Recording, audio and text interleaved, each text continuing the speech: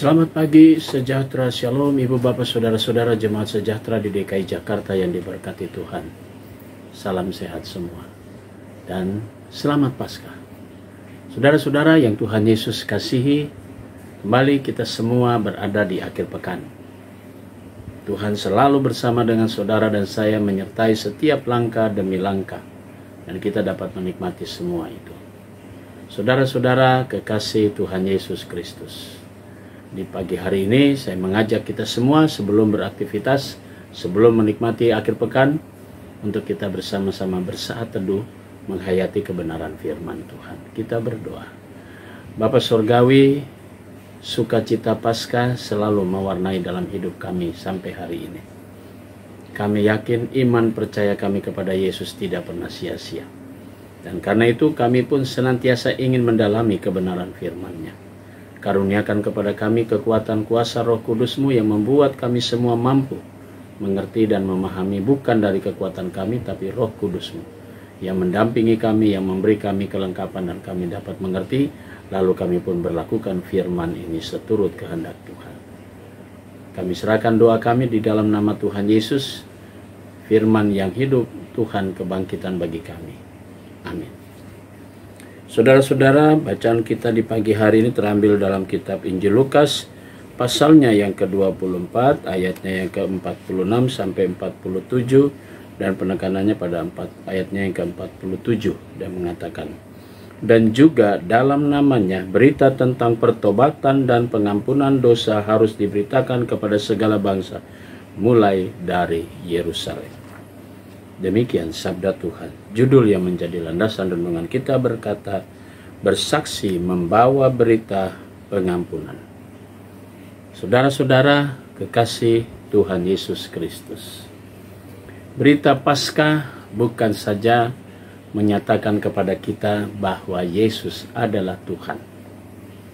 Berita Paskah juga membuktikan bahwa bayi yang di Bethlehem, yang lahir di Bethlehem ribuan tahun yang lalu, adalah Sang Juru Selamat, Mesias, Allah yang hidup, yang menjadi sama dengan manusia. Allah berinkarnasi menjadi sama dengan manusia, supaya manusia memperoleh kembali pengampunan dari Allah. Pintu pertobatan, pintu pengampunan dibuka oleh Tuhan. Peristiwa Paskah adalah salah satu jawaban bahwa akibat dosa adalah maut. Kini manusia diberikan waktu, kesempatan, di mana momen Paskah, di mana Allah sendiri yang sudah datang dan melihat manusia, dan Allah membuka pintu pertobatan dan mengajak semua umat manusia bertobat, memohon pengampunan dosa, supaya kita memperoleh kuasa kebangkitan itu, membawa kita pada hidup yang baru.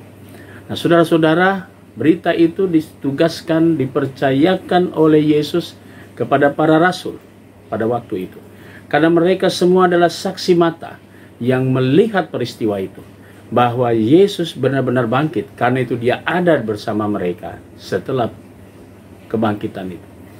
Dan karena itu mereka harus siap sampai pada waktunya Yesus menggenapi janjinya, bahwa mereka bekerja bukan dengan kekuatan mereka, tapi dengan pimpinan Roh Kudus.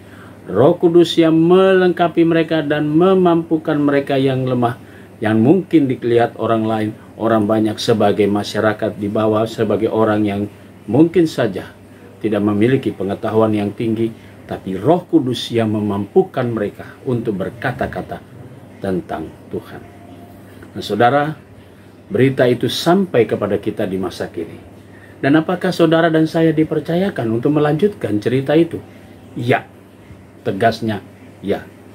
Bahwa saudara dan saya dipercayakan Yesus untuk melanjutkan berita bahwa pertobatan dan pengampunan dosa kembali dibuka kepada semua manusia.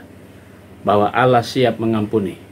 Allah datang menebus dosa dan membawa kita semua masuk dalam keselamatan.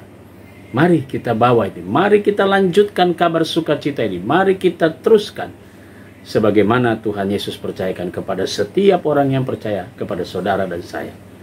Mari saudaraku, di akhir pekan ini kita semua mendapat kabar, mendapat berita, dan kita ditugaskan untuk melanjutkan cerita itu, bahwa Yesus benar-benar bangkit. bahwa Allah sekarang membuka pintu pertobatan dan pengampunan dosa. Mari jangan kita sia-siakan waktu yang Tuhan berikan buat saudara dan saya. Sampai saatnya Dia sendiri akan datang dan menjemput kita semua masuk dalam pembaharuan dengan pimpinan Roh Kudus. Tuhan berkati saudara. Amin. Mari kita satu di dalam doa. Allah Bapa di surga, puji syukur kami naikkan padamu. Pada pagi hari ini kami juga mau berdoa untuk jemaat sejahtera yang ada di 5 sektor pelayanan. Kami berdoa untuk jemaatmu yang merayakan ulang tahun perkawinan. Kami berdoa untuk keluarga Penatua Freddy Noldi Tumbel dan Ibu Evi Kolonia. Tuhan berkati di dalam setiap sukacita anugerah yang Tuhan berikan bagi keluarga ini.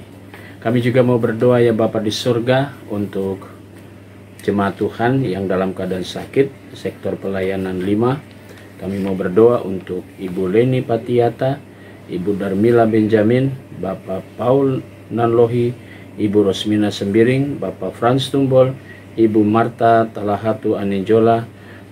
Kami berdoa untuk saudara-saudara kami ini semua ya Bapa, agar mereka semua mendapatkan kembali kekuatan, pemulihan yang kesemuanya berasal dari Tuhan Yesus.